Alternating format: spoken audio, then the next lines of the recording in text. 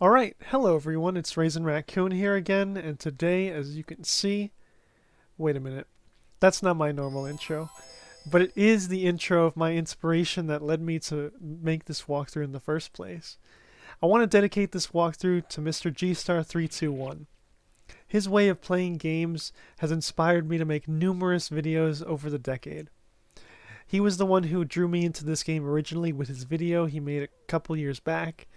This is my first Castlevania game I have ever completed all the way through, and I want to thank him for showing me the ropes. His video and his hilarious commentary has stuck with me throughout the years. If you haven't heard of him, I suggest checking him out. He's very informative, he knows what he's talking about, he's very passionate on the games he plays, and that usually results in his trademark rage moments, which are just over the top funny. It's been a couple of years since he's made a new video. If the day comes when he returns to YouTube, that would be a day to rejoice. But for now, I just want to say thank you, man. Okay, like I said, I've never played a Castlevania game before. This game is a port of Rondo of Blood for the PC Engine, only released in Japan. Many of you probably know that already, but if you don't, the original game was exclusive to Japan at the time. Instead of that game, the US got this game for the Super Nintendo, Castlevania Dracula X. Many fans really hate this game. They think it sucks, they think it's a shitty port because of the lack of content compared to Rondo of Blood. Another reason is because this game came out after Super Castlevania 4. To fans, Super Castlevania 4 was the absolute best in the series.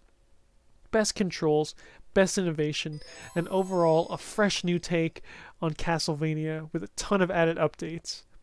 To have this game come out after 4 finished setting the bar so high was just a disappointment to the fans, and I can understand them. But I mean, from an outside perspective, not playing any games in the series myself, I think it's a great side-scrolling 2D action platformer.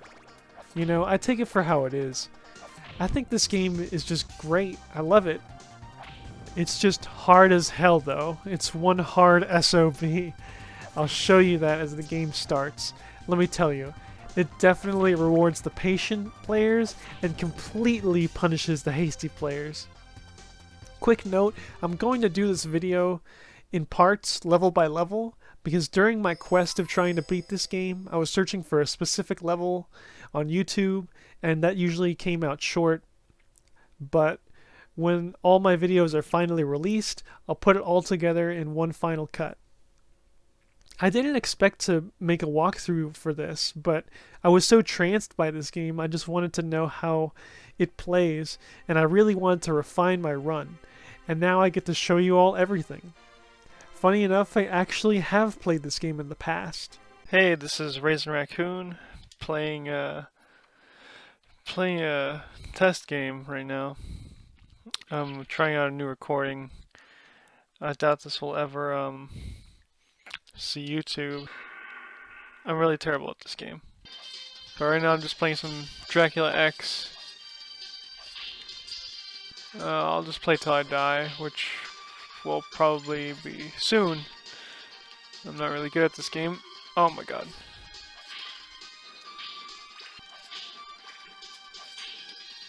I'm dead.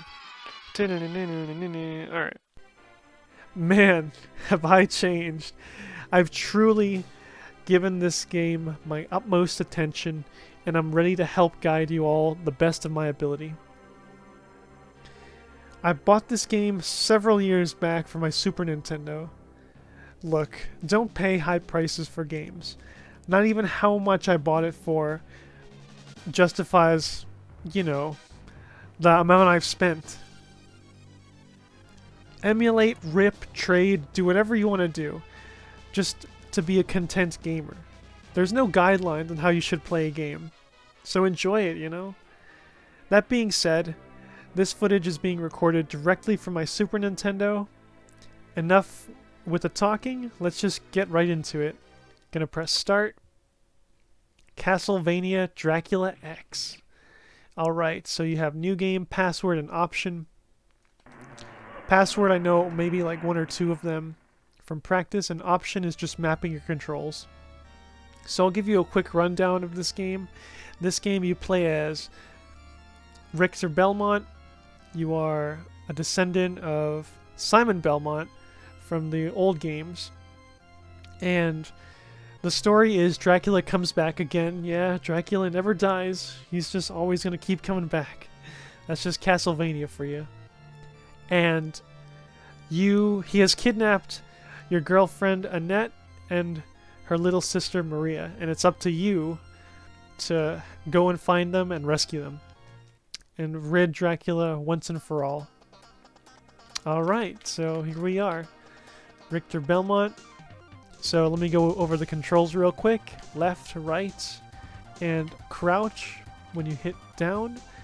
Press B to jump, and press Y to use your whip. So you'll whip candles throughout the game to collect hearts. And hearts actually don't count as health. In Castlevania, it's more like ammunition. It took me a while to figure it out, but I got used to it. So what you want to do is, as soon as you see a candle, whip it, and you'll collect hearts along your journey. Right now I have 12 hearts. I'm going to whip this candle right here, and out comes a knife. This knife is a sub-weapon. It goes on the top left, and as you can see I have a knife right there. Now my top right heart meter, my heart count is flashing.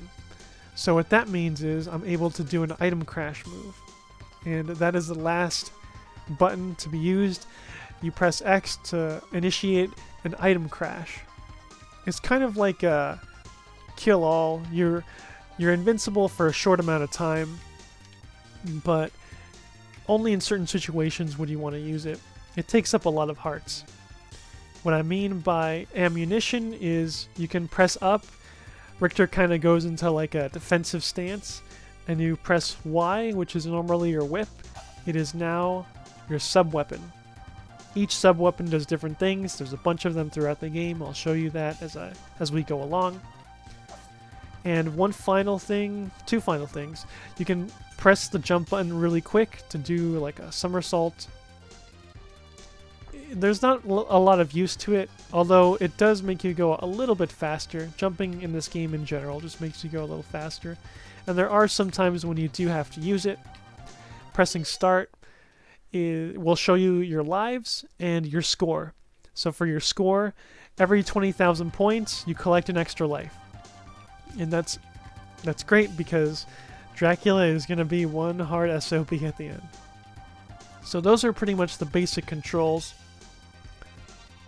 Jump, like I said, to move a little faster, and we have these skeletons slowly advancing. They're like the Goombas. Gonna do the little jump here. Perfect. Grab the axe. As you can see, I collected the axe, and when I did, I dropped the knife. You can only have one sub-weapon equipped, but if you don't like the sub-weapon you just got, the sub-weapon previously from your possession will just stay on the ground, and you can grab it once or you can grab it again before it disappears. So that's always good to know. This big heart contains 5 hearts. Always look out for those. Alright, and as you can see, I just killed a skeleton by looking directly to the left and pressing the Y. The axe works a little different from the knife. The knife goes horizontal, whereas the axe has a little arc to it. Okay. So you want to get rid of the skeleton because he throws bones. He kind of has like a axe ability of his own. The bones are a little random, but you really don't want to mess with the skeleton. Okay, so this bat is a flying enemy. These flying enemies are really, really going to mess you up in the later levels. So the way to wake him up is to jump, but have your whip out so you can take him out in one hit. There you go, like so. Over here is another skeleton. Jump up. Throw your axe, get rid of him right quick. Same with that bat, you can wake him up by jumping and throwing your whip out. Alright, moving right along. To wake that bat up, on the right you're going to want to move yourself all the way to the left and jump as you're dropping down. That whip will contact and hit him. to kill this bat, just keep walking up the steps and make a mad dash to this final edge of the platform.